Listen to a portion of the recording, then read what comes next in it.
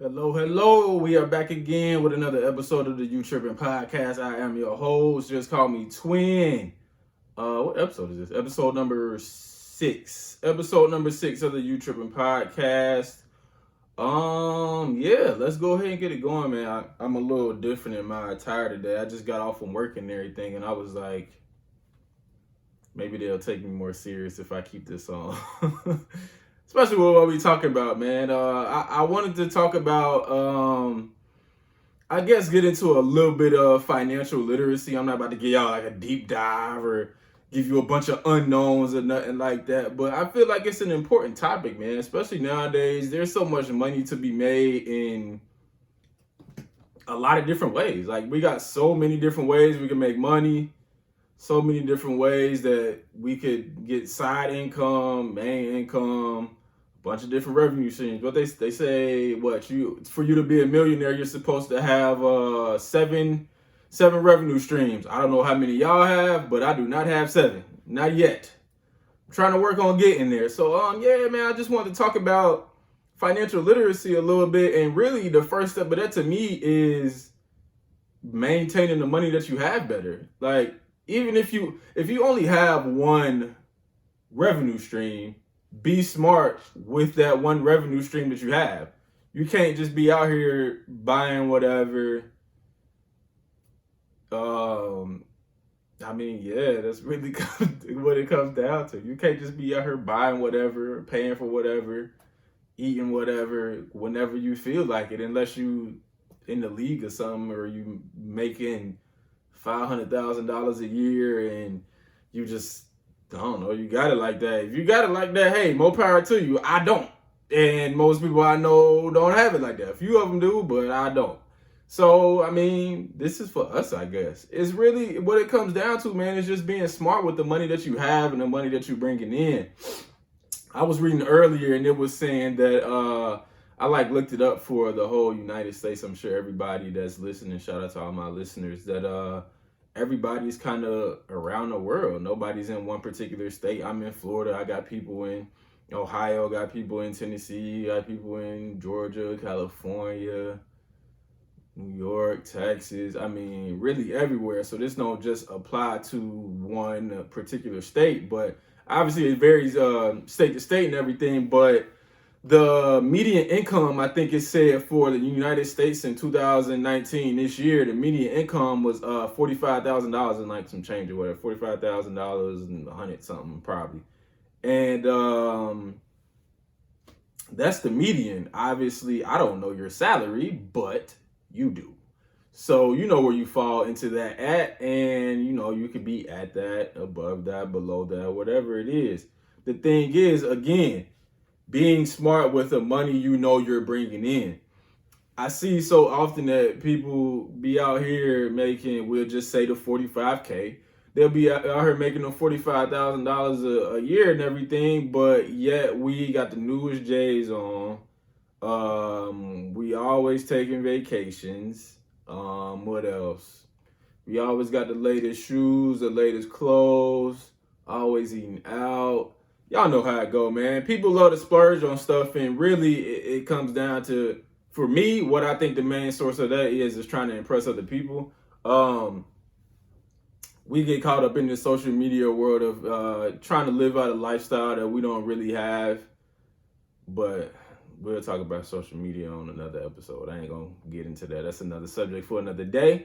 But like I was saying, man, like we spend money on things that we should not be spending money on. If you make a $45,000 a year, after, that's before taxes. Obviously, I'm sure y'all know that y'all salary, the salary they offer you isn't after taxes, before tax. So after tax, you're getting about that's like $1,500 checks, depending on, I guess, where you are and your taxes and stuff. So it's gonna hover between like 13 and 1,500 ish. So you'd be hovering between $2,500 and $3,000 a month. Now, the thing is, you have to take into account all of the expenses that you have, all of the things that you're responsible for, all of the things that you are liable for. And I feel like people take into account those things, but they don't take them as seriously. And with that being said, also, a lot of people will take into account their liabilities and they do a good job of that. But what happens after is they have this leftover money and they feel as though they need to spend it. They don't save it. They'll be like, oh, I got $700 left from my paycheck and I don't have none of this, I don't have no other bills that I have to spend it on. So I'm gonna go get 2 pairs of J's. I'm gonna pay for a flight somewhere and I'm gonna go buy a VIP section and outfit for the night. Like, it's like, so that $700 that you end up having, that you thought you had, or you really had it, $700 that you had, you end up left with like $150. So now you put yourself in the bind. You really live in check to check for no reason because you don't really have to be, but it's based on your living habits and your, I guess, ability to, or lack thereof, save money. So the thing is, we just have to do a better job of understanding what the things are that we need and what the things are that we want.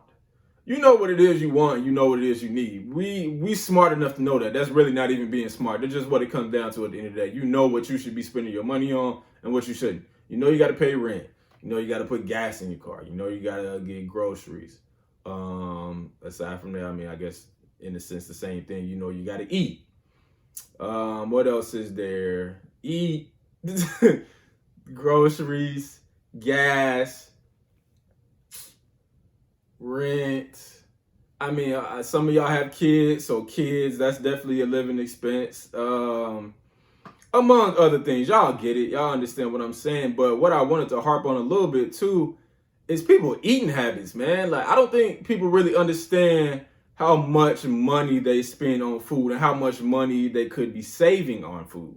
It's crazy because I eat out, but I don't make it a thing. I don't eat out a crazy amount. I maybe eat out once every few weeks or something like that, once every other week.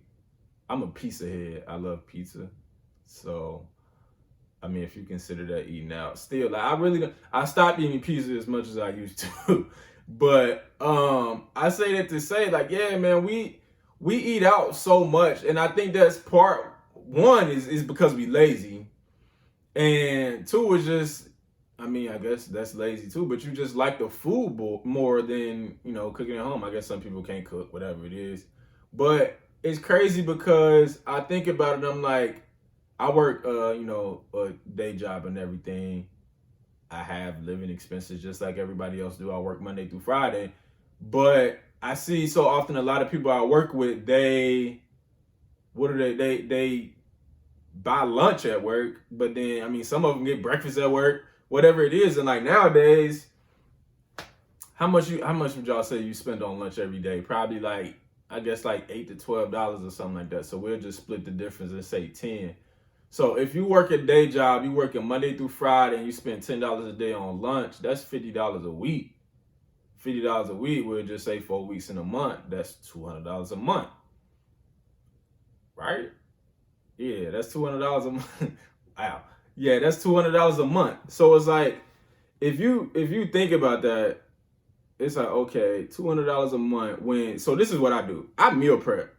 It ain't even really meal prep. I don't go and buy the little boxes and all this and that and put them in little containers. Like, I don't do none of that. I cook what I want to cook, and I just make enough for me to eat it 5 times out of the week. But I spend maybe $20 on my food for the week. So that's me spending $4 a day, and y'all spending 10. So, and that's just for one meal, because I make enough for me to eat for dinner too, and breakfast I eat like oatmeal or whatever it is. Stuff that's not very expensive, but I like it. So again, it's like you have to think about the things that you're spending your money on, the things that seem like it might be a necessity, but you're presenting it as a want. So if I'm eating out all the time, like, yeah, I need to eat, but you want to have Chili's, or you want to have Fridays, Applebee's, whatever, seafood, whatever it is, you want to have those places, when in reality, you just need to eat. So you eat at home. Like, that goes back, what is it, the stereotypical phrase, you got food at home. I think we need to adopt that more with everything, to be honest. When you think about it, it's like, you want those new J's, but bro, you got shoes at home. You try to go to Fridays and get some wings or something, but it's like, bro, you got food at home. And I think that goes back to, just being a little bit more responsible with the money that we have and spending it wisely. Because, I mean, if you want to go get some wings, like, when you go grocery shopping, buy some wings. Make the wings at home. You could probably get a whole bag of wings or two for the price that you're paying for one sitting of wings at a Fridays, and you get like 8 of them. You'll probably get like 20 wings or something like that for the price that you're paying for it.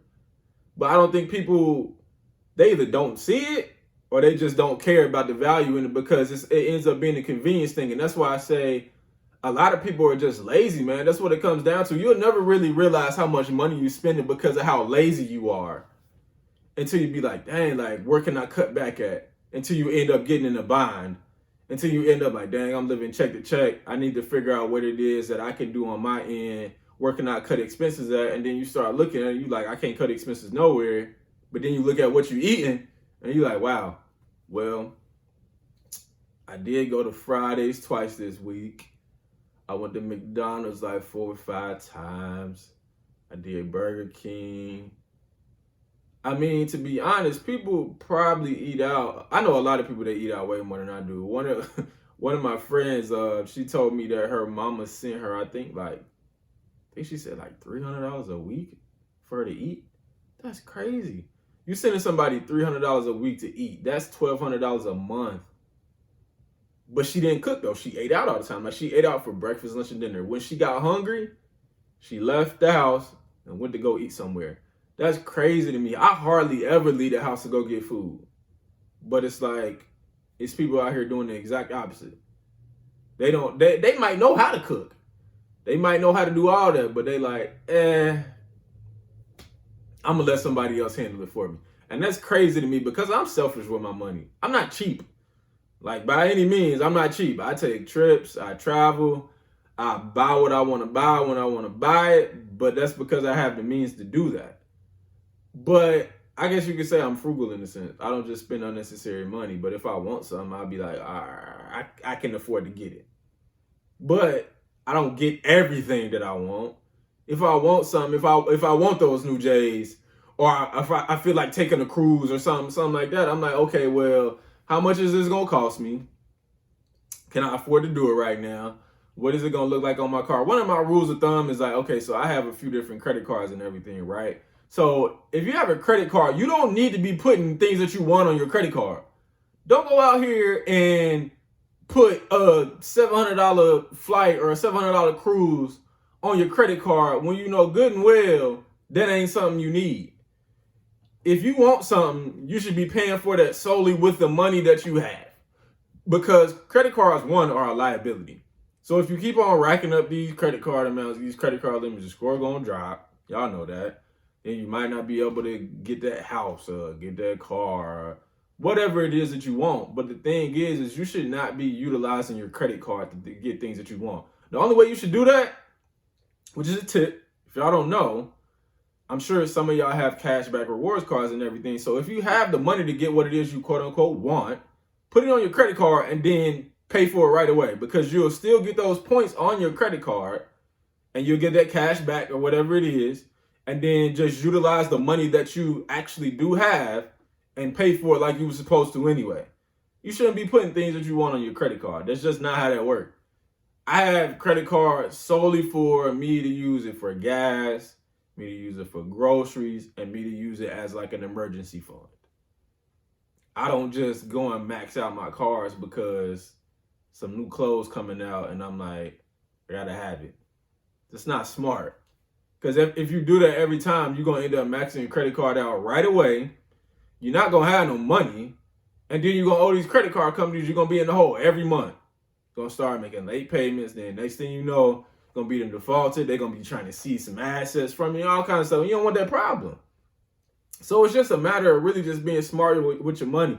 I always tell people, like, look, for me, it comes down to execution.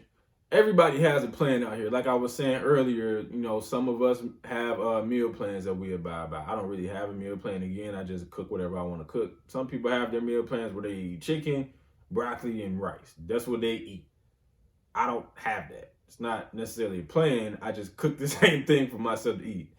So, with that being said, like I said, it's execution really is what it comes down to, because so many people out here have a plan, whether it be for food, whether it be for what they're going to spend their money on for their bills, whether it be for, you saving up for a vacation every month so you can take a vacation at the end of the year. People don't execute the plan. All of us can come up with a plan, but it's a matter of executing what you put into position. If you come up with a plan to save $50 a month, you want to save $50 a month, and then that way you'll have $600 by the end of the year. So in December, you can pay for a cruise to, where we going? Mexico. You're going to pay for a 7-day cruise to Mexico. Cool. Then do that. We can all say, oh yeah, if I save $50 a month, then I have $600 by the end of the year. But then it gets to March and you be like, do I need to save that 50? I mean, I don't think I really need to, for real. And then you look up and now it get to November and you realize, oh, I didn't only save $250 and I was supposed to save $600. So now you got to shorten the vacation that you wanted to take. You got to figure out where else you can go, because you ain't going to Mexico for 7 days for $600 because you don't have it. Now you only got $250. So now you got to be like, well, where can I go for $250? You ain't going to be happy with the vacation. You're going to have an attitude probably. But if you think about it, it's because you messed up your plan. You didn't execute your plan. And that's really what it comes down to. We have to learn to be like, all right, this is the plan I came up with. Stick to the plan. Execute the plan. I've had times, of course, where it's like, all right, I don't abide by some of the things that I've put into place. I remember it was like a couple of years ago. I told myself I was gonna save $5 a day. If you save $5 a day, surprisingly, you'll have over $1,000 at the end of the year. Some people don't necessarily think it like that, but you'll have over $1,000 at the end of the year if you just save $5 every day. And you're going to spend $5 every day most likely anyway, if you think about it. Like I said, with lunch, gas, even dumb stuff. People will just stop at the gas station or something like that to fill their tank up and then end up going in there and getting... I've been eating honey buns lately, so I'm going to just say honey buns. So you'll go in there and spend $2 on some honey buns, go get some Skittles, Arizona, and a Sprite, and you just spent $7 on nothing. Something that you didn't even need, but you just walked in the store and it was just an impulse buy. So if you literally save $5 every day, you'll be at the end of the year, December 31st, you'll have you over $1,000, and that's a nice vacation. But that's the thing. If you don't want to take a vacation, you don't have to take a vacation. Just because you saved up this $1,000 or whatever it is, that doesn't mean you have to spend the whole $1,000. And I think that's what a lot of people get caught up in, is they see that money in their account and they think like, oh yeah, I got to use all of it. Why? For what? What do you have to use all of it for? Yeah, you can, if you got $1,300 for a vacation and you want to go to Mexico for that $700, you don't have to use the other $600. Like, it's there, yes, but that doesn't mean you have to use it. I think a lot of people get caught up in it. They see those numbers and they like, well, I might as well. I got it sitting there. This is what I saved it for. Like, no, you don't have to use it for that. There's a lot of other things you can use it for. You can save it, to be honest. That's the first thing. You can invest it. Like, you can invest it into stocks. You can invest it into bonds, whatever it is. Like, you could save it for something else in the future. You can save it as a down payment for a car. Save it as a down payment for a house, whatever it is, furniture, stuff that you might need later on down the road. Or like I said, just simply just save it. You might not have it for any delegation at all. You just want to keep it. So keep it. That's okay to not spend money. And I think a lot of people don't really understand that, or at least comprehend it. They might get it, but when they see that money coming in their account, they like, I'm gonna just spend it. For what? Stop spending unnecessary money. Yeah, get yourself a gift every once in a while. I'm not telling you not to do that. Every once in a while, I'll be like, hey, I had a good week. Let me go get a bottle. I had a good week. Let me go do this. But don't have a good week every week and be like, I'm about to go get these $190 J's. You should not be buying every pair of J's that come out. I don't even do that. I think the latest pair of J's I bought was like a couple months ago. It wasn't that long. But they wasn't $190, one. And two, again, as I said earlier, I can afford to do that. Some people can't afford to do that on this $45K salary that they might be making. Some people make less than that, which is completely fine. If you want to look to get promoted or do the things you need to do so you can get a higher salary, come up with a plan. Execute the plan. That's what it comes down to at the end of the day. We have to do a better job of executing our plans. And then on top of that, when we get this money that we got from this 45K salary or whatever it is you make, execute the plan you have to save.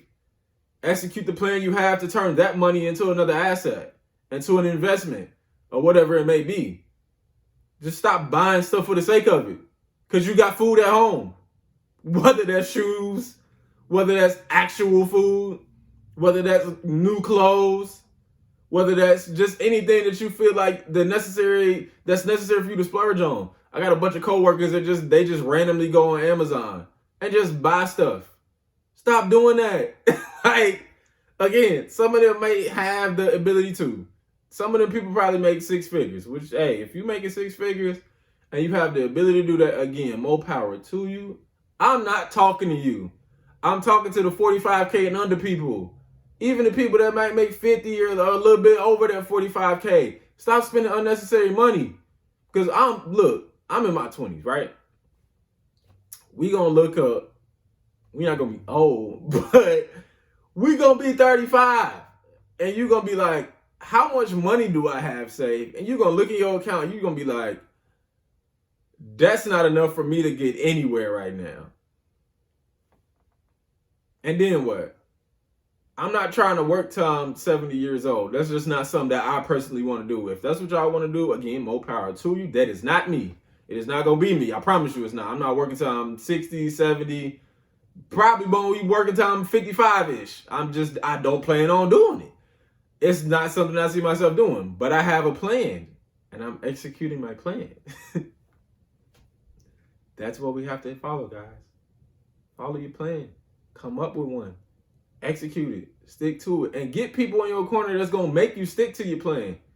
Because some people are bad influences. I'm not going to lie. You got some people in your corner that be like, yeah, bro, get them J's. Yeah, bro, don't even worry about it, bro. Get that new Gucci hat. I got it too. We're going to go to the club in our Gucci hats and we're going to get a VIP section and we're going to have everybody in there with us. And everybody in there with y'all ain't going to be spend a dime. And y'all going to be them paid $350 for this section. Plus 3-4 bottles, plus your $300 Gucci hat. So by the end of the night, you $1,000 in the hole, and you're going to wake up the next morning with $70 in your account, and you spend this unnecessary money that you could have had there for an asset, but you just used it because you wanted to have a good night for 4 hours. Come on, man. Like, that's the thing. I'm like, man, look, I know what I'm able to do with my finances, but it's not a stopping point for me. We all want to grow into financial stability, financial freedom, whatever you want to call it. We all want to grow into that space where it's like, we ain't got to check our account. We don't have to go and buy something and be like, or before we buy, we want something real bad and we got to check our account before we get it. We want to be like those 6-figure people I'm talking about earlier, those $500,000 people, those $1 million people, 7-figure people, 8-figure people, whatever. We want to be those people where it's like, I can go and get what I want when I want it and not have to worry about it because I have money in my account. Not I have good credit. Not, I got a credit card that's a $10,000 limit. That shit ain't what you should be saying. You should be saying, I have this amount of money in my account. I'm able to do that. Not I have a $10,000 credit card so I can afford to just go splurge and buy whatever.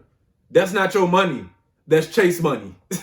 That's Wells Fargo money. That's Capital One money. Whoever you got your credit card with, that's their money. That ain't your money. It's not. because you're going to owe it back to them tenfold. That's why they got interest rates. So stop playing and execute your plan. If you don't have a plan, put a plan in place. I guess I could say that I'll be willing to help. I mean, I know how to figure out finances and bills and what you should be spending your money on, how much you should have left over a month. I have an Excel spreadsheet of my own finances. I know how much I make, obviously. So I know how much, what my checks look like every time I get paid. And I know what I have to spend my money on. With that being said, I got a whole spreadsheet of stuff, including gas, groceries, all that stuff about the money that I will have left over after I pay for the things that I need to pay for. So that's why I'm like, put your plan in place, man. Put it in place. Figure it out and execute it. And get people that's going to help you execute it. Because if you don't execute it, you're going to be freaking working till you 65. And there ain't really none of us that want to do that. Anybody my age don't want to work till they 65, I guarantee you. We not built like that. Not that we just lazy. It's not that we lazy. We just not trying to work till we 65. And we not. I'm not. My brother not. None of my sisters are. None of my brothers are. My family not. My parents are older, but they're going to retire soon because we're going to take care of them. And that's how it should be. Because we're going to have financial freedom as a family. That's the things we have to work towards. Investments. Assets. Not these liabilities. You got a bunch of credit cards and you putting stuff on there that you shouldn't have on there. That's a liability. You should never have more liabilities than you have assets. Look at your debt to income ratio. If you don't know what your debt to income ratio is, you need to take the amount of debt you have every month and divide that by the amount of money you're making every month pre-tax. Before tax, not after tax. The amount of money that you're making pre-tax.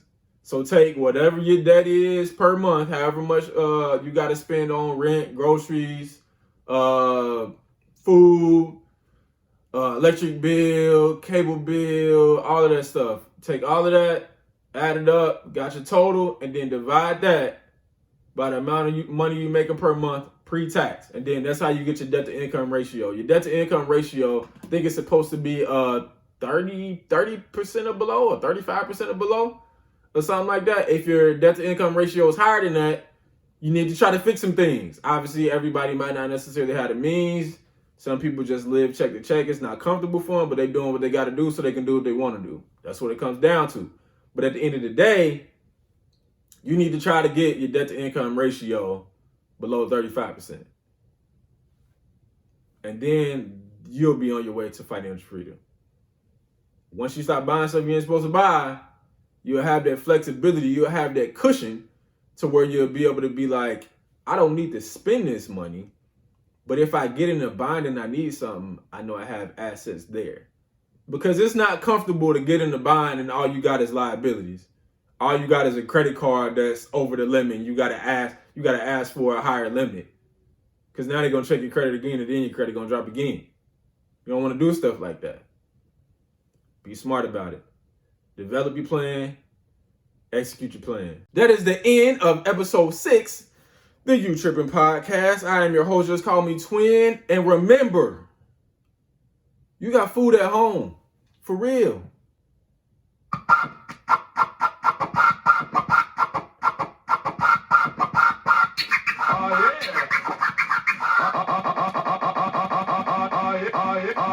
Yeah. That was bad. Boy. I still forgot to put that jump up too. It was kind of long though. 30 minutes.